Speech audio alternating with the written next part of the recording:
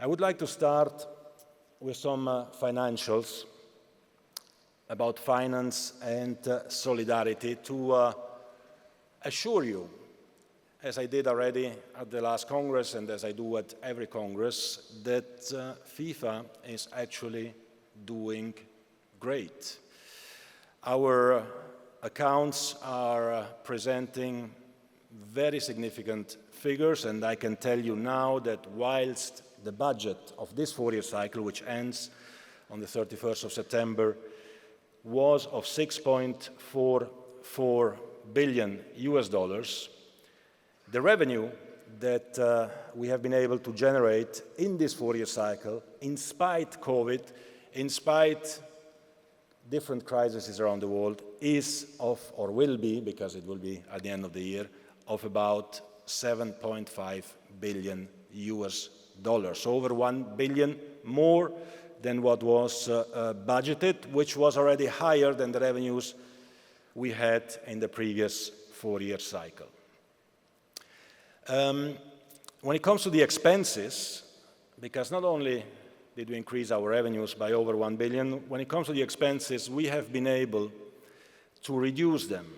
And instead of the budgeted $6.34 billion, we have had expenses only for $6.24 billion, with a potential outcome of $6.5 because we will make and agree already in this cycle to some additional investments such as development programs and the like, which will be presented to you as well later on by Arsene Wenger and Jill Ellis.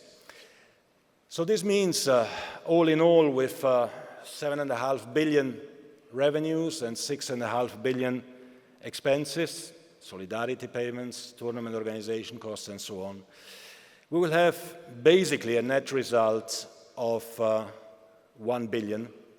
$1 billion which we can again invest in football immediately, starting from now and for the next cycle, to make football grow even more around the world. So I would like to simply congratulate all of you, because these results are the results of the work that all of you are doing. It is very important in this particular situation to be able to present such amazing figures. Congratulations to all of you, congratulations to the Finance Committee, to the administration, to everyone, because I think it is really well done. And because we are doing so well, of course, we can invest more in our forward program, in our development program.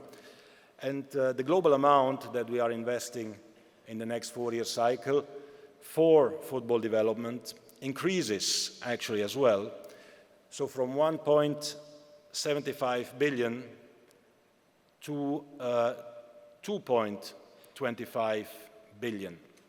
This is an increase compared to the Forward 2.0, so the previous cycle, of 29%.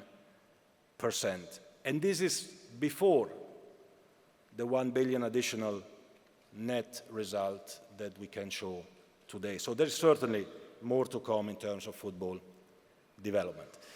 Concretely, and it's important, it's interesting to show this every now and again, this means for every association that instead of the $250,000 US a year that you were receiving only in 2015, so before my election in 2016,